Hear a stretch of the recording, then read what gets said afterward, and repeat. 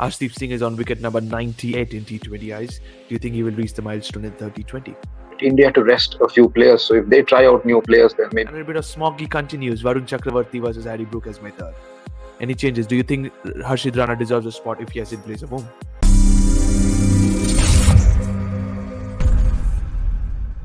It has not been a very, very good tour so far for the Englishmen at Indian soil because they are trailing 2-0 in the 5-match T20I series. Two games, two superstars, two southpaws, I must say, to be honest. At Kolkata, it was Abhishek Sharma. At Chennai, it was Tilak Varma. I have Orko with me. Talk us through that knock from Tilak Varma yesterday.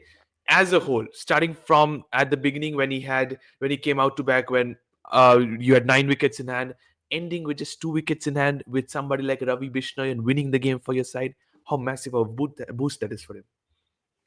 Well, it's a big boost for him and also for the team in total because they look at him as a future star. He's a player who can give them multiple roles. He's a good fielder. He has also led the side in an emerging tournament recently. He gives a bit with the ball. And of course, his ball striking ability, his calmness, his game versus spin, they're just getting better with every single game. And he has today shown that he also has that composure, that mental balance in him. And recently, we have seen our middle order struggle a bit. Hardik has lost his touch. Rinku has not been in the best of form. Shivam Dubey is not fit. Nitish Kumar Reddy is still in and out. And so we certainly needed someone to step up. And I'm pretty happy that he has done it. And the poise, the composure with which he did it is absolutely tremendous because the number of wickets that were falling in clumps to manage it out with a tailender reminds you of a big player wearing the number 7 back then who did that for a number of years. Not saying he would do And the in his exact den, same. I must tell you. And it was in his den. That's what I was about to say. So it's nice to see that the young player is coming of age, and he's also shown that he's a player who can do both. You know, he scored a 120 or 50 balls just a few months back in South Africa, and today he brings up that 68 out of 50 balls in such a tough conditions against a good bowling attack that was menacing, trying to win the game at any cost. Splendid performance. Very happy for him and the team in total. Absolutely. And I just take one line from you because of the name you mentioned. Tilak Varma finished it off in style with a boundary through the covers because his knock of 72 of 55, some might say it's just 72 of 55, 130 strike rate, not that good enough. But the way he controlled the innings, there were phases when he had to see off Adil Rashid. He did not take calculative risks against bowlers like Archer. But I think he toyed with Archer, to be honest, today. He loved that extra pace, that shot over deep backward square leg, that shot over backward point. Kudos to him. But the way he has calculated the innings, that's the reason why I bring back to the point you said the man with wearing the number 7 jersey zoned dead. I think it shows a lot of mature because you said about Hardik Pandya not being at his touch. Skipper Surya Kumar Yadav, two back-to-back games coming at a stage when the stage has been set on fire by the openers and then perishing. Today he came out at number 4, if I'm not mistaken, and at Eden he came out at number 3 because of right and left hand combination. Hardik Pandya getting a start and then throwing it off. Maybe that is the plan. That is the style India want to play, just like England want to play in their own style. Your thoughts? Because in the drinks break at the halfway stage of the innings, Gambhir did not look good. He was not happy with the performance, but probably he will have a smile on his face at the end of the day. Well, certainly, all's well that ends well, and it's good that we ended up in the winning side. I know we had to scamper a bit, but of course, even the batting order, as you rightly said, Gambhir is a very result-oriented man. He's a man who doesn't pre-plan a lot of things. He looks at the situation and then does things. Even being a fan of KKR, I have seen him do that. You know, there were days when Shreyas, a natural number 3 player, used to come out and bat at 5 or 6 just to push a left-hander like Venkatesh or someone like Rinku up the order Rinku. or Russell. So usually this happens. We have seen that pretty a number of times in leadership of Gambhir. You know, if he's in the dugout. So this was meant to be, but yeah, Surya's form is a matter of worry. But you know, he's just one knock, or not even a knock, I would say. He's just One 10 shot, balls away. Exactly, one he's Sukla not shot gone away. one exactly one whatever you said, that exact shot away, and I think that he will get going. I hope the third T20 becomes the one in which he gets back his form. Of course, he's the captain. He's leading his troops very well. I love the part where he suddenly brought in an Abhishek Sharma and got a wicket. So you certainly need to understand that he's a very witty captain, a captain who likes to take chances, and that's the Correct. exact kind of leadership Gautam Gambhir likes. So they are two people who complement each other well, one off the field and the other on the field. So hoping that the good days continue. Absolutely. I watched him very closely in the first T20 at Eden Gardens. He's a person that keeps things very calm, has a smile on his face. Because if I'm not mistaken, early in the innings, at the halfway stage of the innings, Surya Kumar Yadav has received two warnings for starting the next over on time. And it was like if the third warning was there, he was getting 5 runs a penalty and England would have got 5 runs. But he never looked panicked. He never rushed the bowlers. We don't know what happens between the overs, but he never looked panicked. He looked calm. He bowled his fast bowlers and everything was in control. But we have seen this before, and I just want to highlight just because we are winning and we have won this game doesn't mean we don't reflect back to that moment. Arshdeep Singh once again with the bat at a crucial stage. We have seen that before at Sri Lanka when India were 9 down. He had to see a one delivery, went for a big slog sweep, got LBW. Similarly, yesterday went for a big slog sweep, got caught in the deep. Somebody needs to talk to him that you need to bat sensibly at times. Well, I think he receives a lot of motivation from that knock which he played against Pakistan in the Pakistan, T20 World Cup. there you go. Leaving that stumps open and letting Shaheen Mohammad and Amir. just I Mohammad think it was Amir. I'm Mohammad sorry, Amir. it's not Yeah, yeah. Shaheen. Yeah, it was Mohammad Amir, and let him know that you see the stumps are out there. You can try to knock me off, but I'll still try to knock you off. That was the kind of mentality. He sometimes bats like someone who bats up the order. He has some confidence. He backs himself. We have seen similar players in the Indian team who have that kind of nature. If you remember, Shardul is some another such player who likes to take on the He's opposition. got 100 And in domestic cricket, Doralco. exactly. Recently, he's also performed well in the recent Test match. I mean, the Ranji Trophy game for Ranji Mumbai. Trophy, that's what He I'm scored saying. some Yes, he's got 70 odd 100. runs. He got Yeah, 100. 100. Oh, he got 100. Yes. So certainly, it's surprising how some players back themselves, though on paper, though the team thinks that they are not worth it. But it's nice if someone's audacious. But you need to keep your senses calm because that's what Bishnoi taught in the very same game. I mean, the way Bishnoi found the gaps twice and also rotated the Two strike, knocked the shots, ball one very. over backward point, and the other flicking a pace bowler through mid wicket. Talk us through those two shots. Did you ever expect somebody like Bishnoi, I reflect back to Yuzvendra Chal, these kind of players playing those? I certainly didn't expect it. I never really knew that Bishnoi had this aspect in him, in not just the batting skill, but also the calmness to, handle that situation. Something which we missed in Australia when we were, always batting with the tail, Nitish Kumar Reddy or Sundar trying to save our faces out there. We missed it perhaps over there, but it's good that it's happening now. To be very honest, I thought Varun would come ahead of Bishnoi because of late Varun has been working a lot on his Correct. batting. And, to be in a team which is led by Gambhir, you need to have 8 or 9 people who can bat as well as ball. That's what the template Gambhir has said. So people are trying to, hone their skills not in one department but 2 or 3 departments. So it's nice that Bishnoy set a good example and certainly would look to cement his place in the side. Absolutely. You said about Varun Chakravarti. He was also a local boy at Tamil Nadu. You're Washington Sundar as well. But Varun, 2 for 38 at a ground he knows so well. He was taken to the cleaners in his final two overs by Bryden Cars and Jamie Smith. But in his first two, he was right on the money. And where was that smog going around at Chennai? Because there was no smog around when it comes to Harry Brook versus Varun Chakravarti at Chennai. Well, the smog is all mental, and I know I should not be, region specific or controversial in my comments, but we have seen the English people talk a little about Exactly. these. We have seen that even in the 2023 Cricket World Cup, where they had a problem with our weather, with the cuisine which was offered in the hotels, and they said that their performances in the World Cup was a reflection of the food and the weather they were down with. I think They these were are they were a private chef, I believe. yeah, exactly. And these are mere excuses because you see other countries also playing the same tournament. There was an Australia, there was West Indies, there was New Zealand, there was Pakistan, a rival nation, but they didn't complain. They were literally happily ordering biryanis. And I heard Babar Azam doing the same in Kolkata. I don't know if those rumors are true, but there are teams who have been happy in Indian culture and conditions. But then comes the Englishmen who usually don't complain when the performances are coming, or they don't complain when they win certain games by boundary count. But the complaints start to happen when, the results don't go their way. So Harry Brook is just exemplifying that, personifying that. So certainly the smog wasn't there. The smog is all mental. I think So it's you said just about that he got smog. He said bamboozled. about smog was there at Kolkata, but I just want to go back to the IPL auctions. He has been taken by the Delhi Capitals, Orko, and he's going to play 7 matches at Delhi. Talk us through the conditions out there. Will he not face problems out there? Oh, he will. Of course, if smog is indeed a physical problem more than a mental problem, he certainly can't see the ball there because we do know the amount of pollution out there in Delhi. But let's see. I certainly believe that those are just mere excuses. Varun is just too good a bowler for him to handle. Completely. I know he has been a flat track bully, someone who's done well in conditions like Pakistan and all, but still a lot of game improvement needed for him. And instead of accepting that, I think giving these kinds of excuses only hampers, his reputation as a player in total. So we have to see what happens. I know people have talked about smog in Calcutta in the past. If you remember, A.B. de Villiers once said when there was a game versus RCB that, at night it gets a bit too foggy or in Kolkata and all. So some people have been found, defending Brooks' statements. But if there was indeed a real problem of And it smog, would the have been same big didn't. for everyone. It would have been in Chennai as well, and he was bamboozled the exact same way, if not Exactly, worse. exactly, same. So, so I don't think it's a physical problem. It's totally mental, or you can say that his skill sets need to improve to play a bowler of Varun's stature. Absolutely. He did not pick the googly twice in a row, and I think he will not be able to do that. If he plays for the googly next time, he might get a carom ball or something else then going forward. But yes, for England, it's just one man show, one lone warrior at the top of the order. Josh, the boss captain, 45 of 30, once again, was seeming like he was batting in a different pitch, but he needs support at the other. What about Phil Salt? Yet again, Arshdeep Singh struck early in the first over. Ben Duckett, he's not working as well in white ball format, especially in the shortest format of the game. Who do you think can support Josh Butler at the top of the order?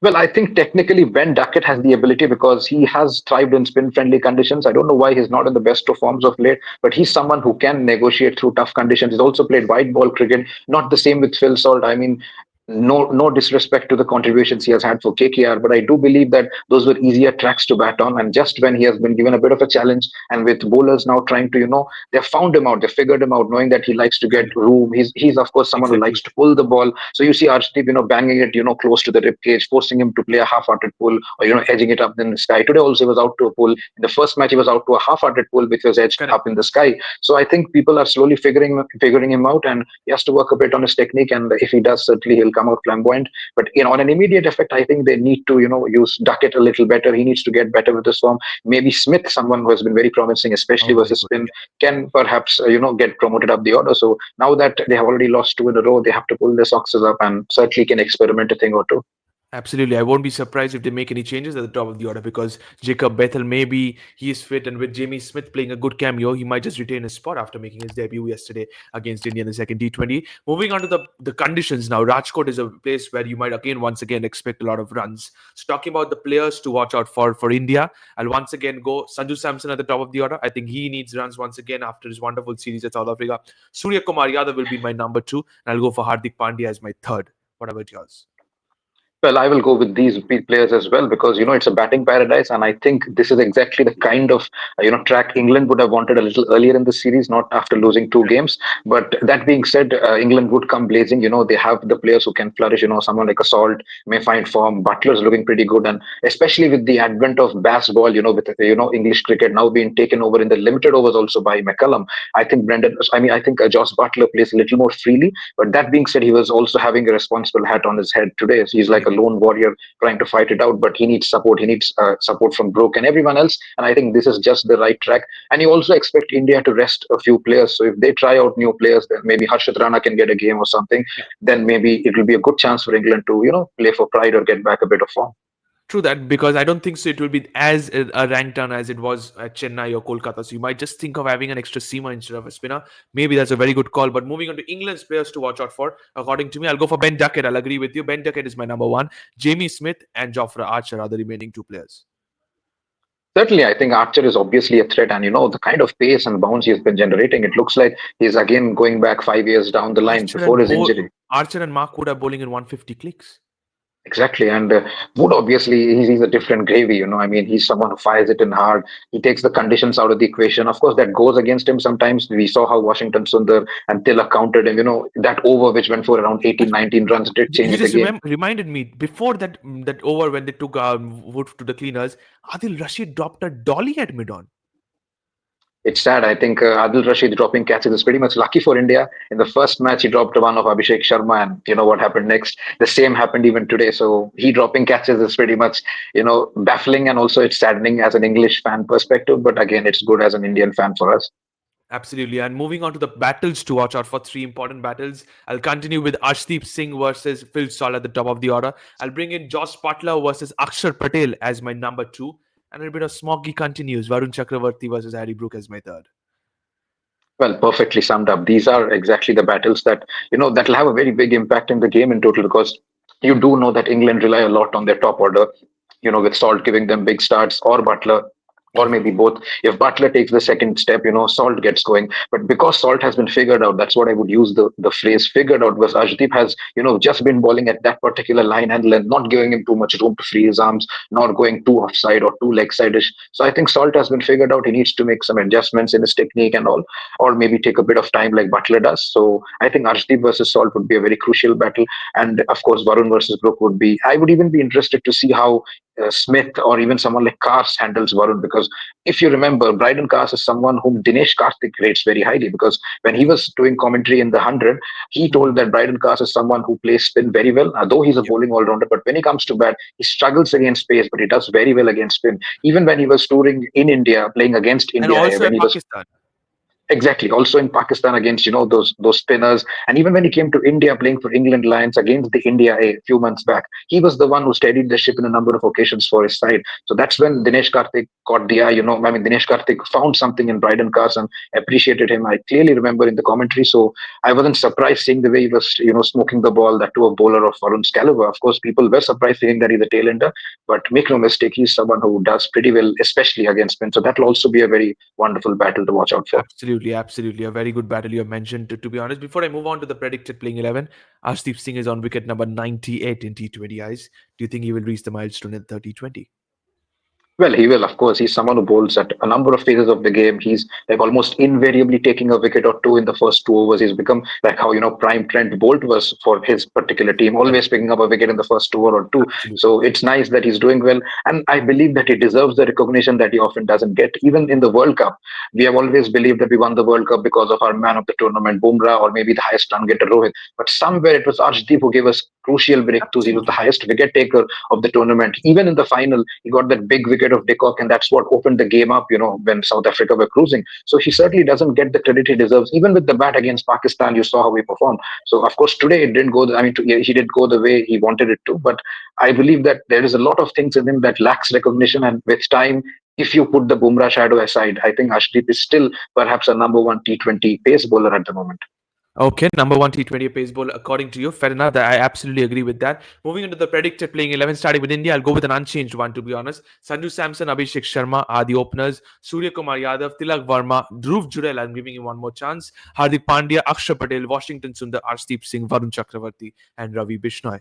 Any changes? Do you think Harshid Rana deserves a spot if he has in place of whom? Well, I think they may drop Ravi Bishnoi because, of course, his batting has been good. We know, but he's in the team for his bowling.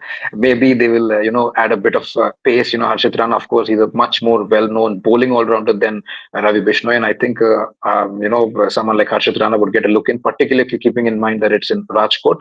Otherwise, I don't think there'll be too many changes. It'll be hard to bench Jurel this early. I know people like Ramandeep is available because Rinku is injured, Nitish Correct. Reddy is injured, so someone like Dubey is available, but I think that Jurel will still get another chance, and One otherwise more the rest chance. of the team, yeah, otherwise Okay. the rest of the team will stay the same. Okay, one more chance for Dhruv Jurel. You're saying Harshid Rana for Ravi Bishnoi for England. I'll go for Phil Salt and Josh Butler at the top of the order. I'm dropping Ben Duckett, unfortunately. Or maybe you can go for Ben Duckett and Josh Butler, maybe dropping Phil Salt at the top of the order because you have enough keepers out there. Harry Brook, Liam Livingston, Jacob Bethel, Jamie Smith, Jamie Overton, Adil Rashid, Bryden Cars, Mark Wood, and Jofra Archer are the remaining. So remaining stays the same. Is at the top of the order, you need to tinker. So if you're having Ben Duckett, I think maybe it's Phil Salt who is making way. Yeah, absolutely. Or maybe they may just stick to both of them. And with Ben Duckett, you have that, that versatility because he's someone who can bat even in the middle order. He has done it countless times in the past, even in his early days of career. And I think they may well want to retain him purely for his spin game. Of course, he gets out a bit early these days, but perhaps they will back Ben Duckett because they have been doing so in almost all formats now. So maybe Salt and Duckett both would get the games, but will Bethel make an inroad into the third game or not? That time will tell. Okay, time will tell for Jacob Bethel, who is suffering from illness. Fair enough. Predictions time now, Orko. Is it 3-0 India wrapping up the series, or do you think England making a fight back? Well, England, of course, would want to fight back, and these are conditions which are ideal for them because it's a bit more easier to bat. And with the baseball theory floating, I think this is exactly the kind of track they would want to play. But that being said, their bowlers have also gone for a bit of a beating. Even Adil Rashid hasn't been in the best of forms, and if anyone, I mean, except a Cars or an Archer, I think their bowling is struggling. And we have enough batting firepower, and we would capitalize these conditions pretty well. And I do believe that we'll wrap up this series 3-0. 3-0. India will wrap up the series, says Orko. Fair enough. That's all I need to know. Thank you so much, Orko. Thank you to all the viewers for watching this video. It's India versus England, the third T20. We move from Chennai. Now we move on to Rajkot. Don't forget to subscribe to the Fifth Umpire. Press the bell icon as well. Thank you so much, and bye bye.